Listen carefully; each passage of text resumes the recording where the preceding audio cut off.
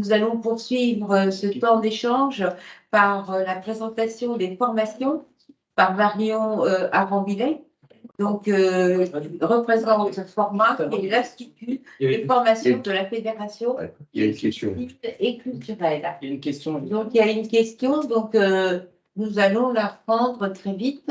C'est qui? Oui, juste vite fait, mais une question qui est très importante, Laetitia Sved. On a une grosse problématique, c'est sur la formation des présidents, parce qu'aujourd'hui, face à ces violences sexuelles, les présidents ne sont pas formés pour recevoir justement les paroles ou savoir comment faire et comment agir. Et je pense que c'est le rôle de tout le monde, et j'interpelle tous ceux qui seront là, comment on fait aujourd'hui pour former les présidents ou présidentes qui ont affaire à ce type de violence sexuelle, comment agir, parce qu'aujourd'hui, ce ne sont que des bénévoles et ils ne savent pas agir face à ça. Donc, c'est une question que je vous pose et je vous interpelle sur ce sujet. Alors, peut-être pas répondre maintenant, mais plus tard, ça sera intéressant. Merci. Et je pense que nous allons pouvoir, en tout cas, répondre en partie avec les formations avec Marion Arambilet. Donc, je lui laisse la parole. Merci. Bonsoir à tous. En effet, je vais pouvoir, j'espère, répondre à certaines de vos interrogations là-dessus. On a beaucoup parlé des publics cibles, des enfants, des coachs, etc. Là, on va pouvoir aborder plutôt une autre catégorie de publics cibles à former, qui sont les salariés et les dirigeants de clubs. Donc, je vais vous présenter rapidement l'offre de formation. Je vais vous présenter 2 formations. Il y en a d'autres qui existent, mais je vais vous en présenter 2. Je vous expliquerai à qui elles sont destinées et ce qu'on retrouve à l'intérieur et à qui ça s'adresse. Donc, la première, c'est la formation référent VHSS, donc violence, harcèlement sexuel et sexiste. Donc, vous le savez sûrement, mais dans toutes les structures de plus de 11 salariés, il est obligatoire d'avoir une formation référent violence, harcèlement sexuel et sexiste. Et ça, dans tous les secteurs. C'est pas uniquement le secteur du sport. Là, pour le coup, c'est vraiment universel. Toutes les structures, quel que soit leur domaine, doivent avoir un référent qui est formé. Donc, à notre sens, c'est utile, mais c'est surtout indispensable dans toutes les structures, même lorsqu'il y a moins de 11 salariés, puisque, on le sait, même sur les petites structures où il n'y a pas ou peu de salariés, on retrouve les mêmes problématiques. Donc, le référent violence et harcèlement sexuel et sexiste, une fois qu'il a été formé, c'est la personne dans votre structure, qu'elle soit une entreprise, une association, un club, une ligue, un comité, quel que soit le type de structure, vous avez une personne qui, du coup, connaît la loi, connaît toutes les obligations, et ce n'est pas le rôle du président que d'être capable de maîtriser tout ça. Oui, le président, la présidente, elle doit être capable de faire un signalement, elle doit être capable de mener... d'avoir une posture et de dire les choses. En revanche, ce n'est pas à elle de maîtriser toutes les subtilités du Code du travail sur ces thématiques-là. D'où l'idée de vraiment former une personne qui est dédiée à ça et qui connaît la loi, qui connaît les obligations. Il y a aussi des outils et des trames pour tous les documents obligatoires. Voilà, je suis persuadée que toutes les structures qui sont là ce soir, vous n'êtes pas forcément au courant qu'il y a des informations à faire passer à tous les salariés et même à tous les candidats concernant le harcèlement sexuel. Je sais que ce n'est pas fait dans la plupart des structures aujourd'hui. Voilà. Vous savez sûrement qu'il y a aussi un document unique d'évaluation des risques que toutes les structures doivent avoir à partir de 1 salarié et que dans ces documents, il faut qu'ils stipulent le harcèlement sexuel, comment on évalue ce risque, qu'est-ce qui est mis en place. Et croyez-moi, dans 90% des structures, notamment dans le sport avec qui on travaille, ces documents n'existent pas ou sont obsolètes et ne sont pas adaptés. Donc ensuite, la personne, elle sait réceptionner un signalement.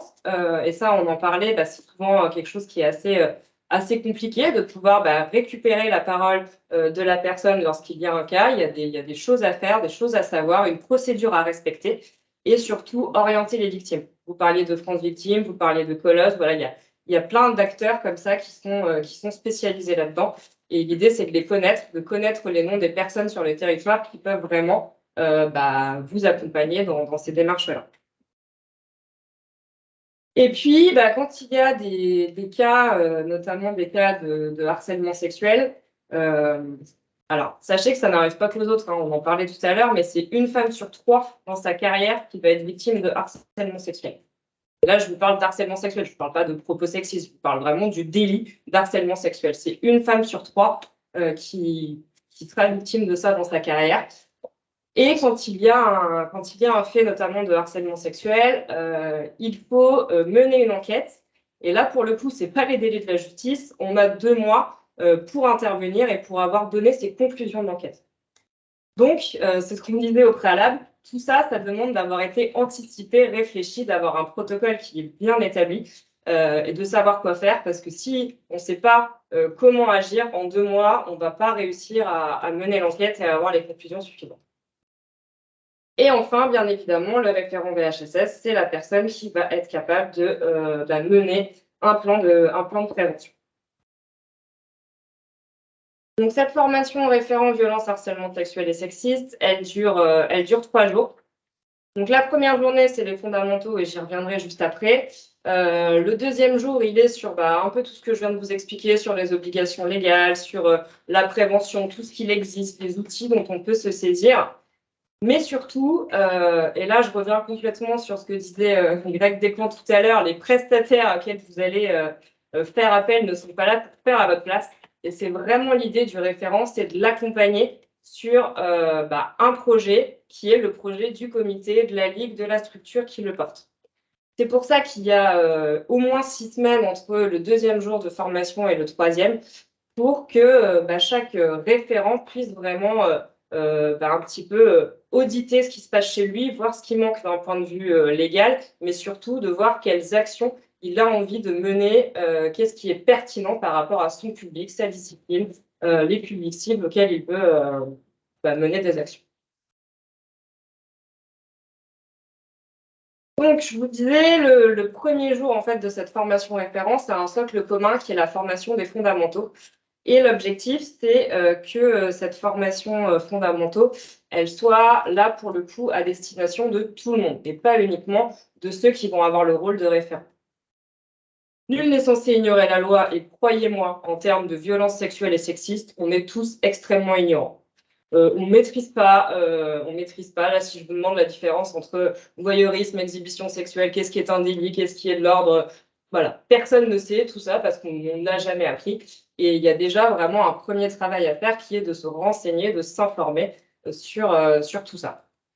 Si on ajoute à ça le côté extrêmement tabou du sujet, clairement, aujourd'hui, il y a un gros travail à faire de formation pour pouvoir mettre enfin hors jeu les VHSS dans le sport.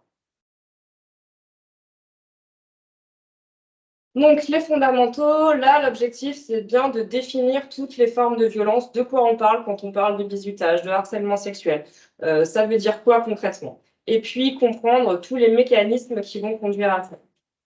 On parlait un petit peu des profils des auteurs. Sachez aussi qu'il y a des climats, il y a des actions, des choses qui amènent petit à petit à des dérives et sur lesquelles la structure peut agir pour éviter qu'on arrive à des drames, malheureusement, comme on voit que ça arrive pour quasiment toutes les fédérations aujourd'hui.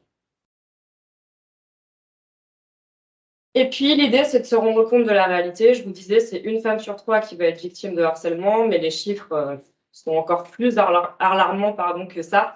On se rend compte que c'est très souvent absolument pas dit à la hiérarchie, à la direction, aux élus, que la plupart du temps, c'est des choses qui sont complètement sous silence.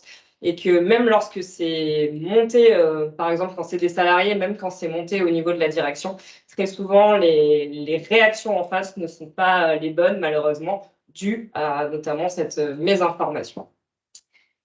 Et enfin, l'idée, c'est d'avoir un peu une approche socio-historique, de comprendre pourquoi est-ce qu'on a encore ces phénomènes dans la société. Et surtout, ce qui intéresse beaucoup sur cette formation, c'est le comment agir. Greg Descamps, vous le disiez au préalable, lorsque une victime va parler, elle ne va pas aller en parler au président du club, elle va aller en parler à un collègue, à une amie, à un autre coach avec qui cette personne travaille. Et donc, c'est tout un chacun finalement qui peut demain se retrouver à avoir un témoignage d'un collègue, d'un autre élu qui nous dit, voilà, moi, ce qui se passe, Et ça, voilà, ça demande d'être formé. Il y a des questions à poser. Au contraire, il y a des questions à pas poser. Et il faut aussi savoir orienter correctement cette victime.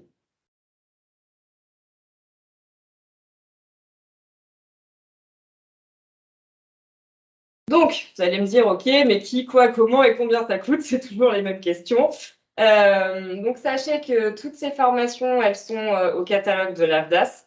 En fait, on a répondu, plusieurs organismes de formation ont répondu à un appel d'offres de l'AFDAS. Donc, l'AFDAS, c'est l'OPCO du sport. C'est eux qui financent finalement les formations des salariés, mais également des membres du bureau des ligues, des comités et des clubs. Donc, il y a eu un appel d'offres et plusieurs organismes de formation ont obtenu le marché, si je puis dire, pour pouvoir mettre en place ces formations. Et donc, en Pays de la Loire, c'est notamment Format. Donc, nous, on est l'Institut de formation de la Fédération sportive et culturelle de France qui menons ces actions au quotidien. Et on est en train de signer une convention avec le CROSS et la DRAGES pour vraiment mener des actions d'envergure parce qu'on est convaincu que la formation des fondamentaux, elle est utile à tout le monde dans le secteur du sport et que la formation référent, celle de 3 jours, elle est vraiment indispensable que dans chaque structure sportive, il y ait à minima une personne qui soit référent. Et quand c'est un binôme et qu'ils sont 2, un homme, une femme, d'autant plus, comme on disait tout à l'heure, c'est encore mieux. Donc, le flou de cette formation, finalement, elle est prise en charge à 100% par l'OPCO qui est l'AFDAS dans le secteur du sport. Pour s'inscrire, les prochaines dates, elles ne sont pas tout de suite parce que on voulait aussi laisser le temps que ça mûrisse, on va dire, après ce temps fort notamment. Donc, on a décidé de mettre en place une formation référent à Nantes au mois de mai. Donc, comme je vous le disais, 2 jours consécutifs, puis une intercession où les référents ont du travail à faire pour ensuite pouvoir, fin juin, se mettre tous autour d'une table, voir ce qui a été fait, quelles sont les problématiques rencontrées et sortir de là finalement avec des choses très concrètes. L'idée de cette formation, c'est pas de dire voilà ce qu'il faut faire, voilà ce qui est fait ailleurs. Non, c'est vraiment que chacun puisse ressortir de là avec un plan qui fonctionne. Et les fondamentaux, donc là, vraiment ouvert à tous. On a mis une date pour l'instant à Nantes, mais l'idée, c'est de les multiplier, ces dates, et surtout qu'elles ne soient pas centralisées à Nantes. Qu'on aille un peu partout sur notre territoire, qu'on aille à Angers, à Laval, idéalement dans tous les GDOS, voire peut-être même les démultiplier encore plus. Voilà. J'ai essayé d'être extrêmement concise, mais si vous avez des questions, je peux y répondre. Y a-t-il des questions?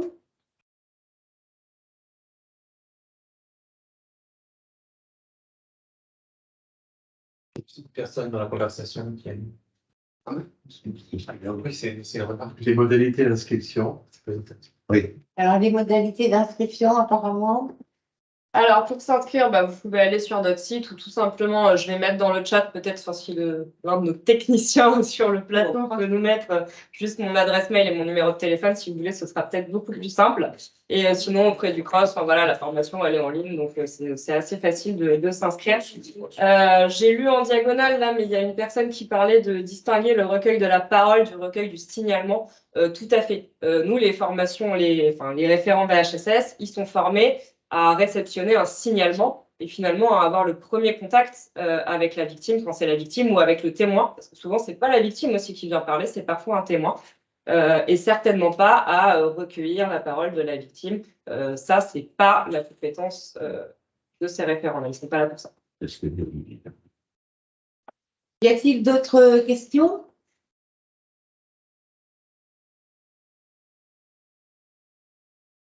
Donc, je ne crois pas qu'il y a de questions concernant les formations. En tout cas, sachez que il y a vous pouvez vous inscrire aussi au sein de notre CROSS sur son site internet. Nous arrivons à la conclusion de notre temps d'échange. Ça fait quelques heures que nous sommes sur ce thème. Et donc, Greg Descamps va, je pense, conclure ce temps en Pays de la Loire avec les différents acteurs du sport. C'est à vous. Je ne sais pas s'il est là. Je suis là. Oui, Et on je... vous a retrouvé. Et je tiens à rassurer tout le monde, je vais être beaucoup moins long que lors de ma première intervention. C'est toujours difficile de conclure à l'issue de ce genre de moments partagés ensemble au vu de la diversité des contenus qui peuvent être présentés, au vu de ce qu'est, on va dire, le caractère innovant, stimulant, motivant de toutes les actions qui sont présentées et tout ça, moi, me fait dire, en tout cas, ça va dans le sens de comment dire, du fait que vous voyez bien que c'est pas si compliqué que ça, que de mettre en place des actions de lutte contre ces violences. Alors, pour les collègues qui travaillent depuis des années à l'élaboration de ces programmes, attention, je ne suis pas du tout en train de minimiser l'ampleur de ce que ça a pu représenter, la mobilisation qui est la vôtre. Quand je dis que c'est très simple, c'est que il appartient à chacun de se mobiliser sur ce sujet. Si vous souhaitez mettre en place des actions de lutte, que ce soit, comme on l'a vu dans les différentes présentations, que ce soit des actions de protection, des actions de sensibilisation, des actions de formation, si vous souhaitez mettre en place l'une ou l'autre de ces actions, vous le pouvez. Vous le pouvez parce que nous avons, que ce soit cet après-midi ou à plusieurs reprises ou dans d'autres temps à venir, nous avons partagé un temps, un espace de parole qui atteste de votre mobilisation, de votre motivation et de votre implication sur ce sujet. Donc, si vous avez l'envie, il vous reste à trouver les contenus. On vous demande pas de tout inventer. Ce qui va être fait, il y a plein de supports qui existent à droite, à gauche, et encore une fois, au-delà de toutes les actions et de tous les guides, les modèles, les outils qui sont déployés par les structures, les fédérations. Il y a aussi sur le site du ministère des Sports des outils que vous pouvez vous approprier. Donc n'hésitez pas à utiliser tout ça.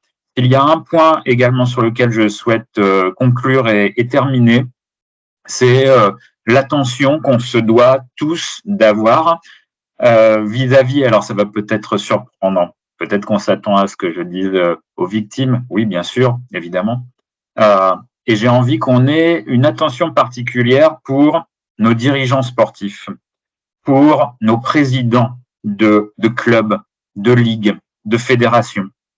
Ça a été évoqué, notamment par notre collègue de la Ligue d'athlétisme qui a rappelé à quel point les dirigeants sont démunis. Il y a eu parfois démunis et manque de formation. Il y a eu la question posée par Madame Zuet sur la formation des présidents.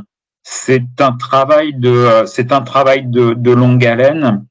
C'est une rubrique, on va dire, cette formation des dirigeants qui a été totalement oubliée jusqu'à il y a très peu de temps. On en discutait avec Fabienne Bourdet il y a quelques mois. Ça fait partie des chantiers. Heureusement, il y a des choses qui se font et la dernière présentation en est une très très belle illustration. Mais dans l'attente de cette époque, cette ère, cette période où tous nos dirigeants seront armés, aguerris du fait des connaissances qui auront pu leur être dispensées. Je pense que nos dirigeants et nos présidents ont besoin d'aide et de soutien. Ils ont besoin de savoir que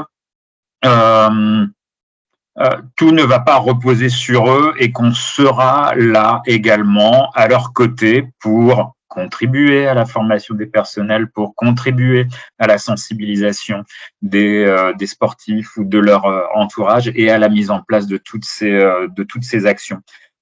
Il y va de la bonne santé de nos structures sportives parce que il ne vous aura pas échappé que c'est un peu comme dans beaucoup de domaines. Il y a de plus en plus de difficultés à trouver des maires dans les communes, les villages, parce qu'il y a de plus en plus de responsabilités qui sont engagées.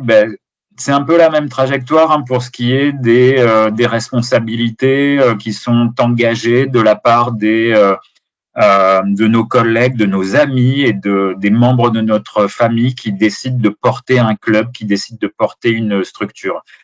Si on ne les aide pas, on se dirige vers des difficultés pour ce qui est de la vie de nos structures. Et si nos structures ne vivent pas, la protection qu'on pourra octroyer aux sportifs qui sont dans ces structures va reculer. Donc, on se doit également d'aider nos dirigeants au-delà de tout ce qu'on se doit de faire pour les victimes qui subissent et qui continuent de subir des violences parfois tout près de nous sans qu'on s'en rende compte. Voilà, je vais m'en tenir à ça et je tiens vraiment à remercier les organisateurs, hein, le Cross Pays de Loire, parce que bon, au-delà du long moment où je n'ai vu que mon diaporama sur mon écran, tout le reste de ce moment fort était vraiment très intéressant pour moi et j'ai pu découvrir un certain nombre de choses fort plaisantes et fort stimulantes. Merci à vous tous. Merci à vous, Greg Descamps, pour votre intervention si riche en informations, mais aussi en possibilités d'action et qui, pour nous, bénévoles, est un signe aussi d'aide, de soutien sur ce sujet dont on a si besoin. Concernant le cross, nous allons continuer nos actions sur cette thématique tout le long de cette année, mais les autres années. Donc, je vous souhaite en tout cas, et je vous remercie d'avoir été aussi nombreux à vous être connectés, d'avoir pris le temps et surtout de ne pas vous déconnecter parce qu'en général, on a beaucoup de monde au départ et à la fin, on a un peu moins de monde. En tout cas, aujourd'hui, tout le monde est resté connecté. Donc, un grand merci à vous et on vous donne rendez-vous très vite sur d'autres thématiques. Bonne soirée à vous. Merci. Ouais. Bonne soirée. Bonne soirée. Bonne soirée. Merci pour ce bel enchaînement.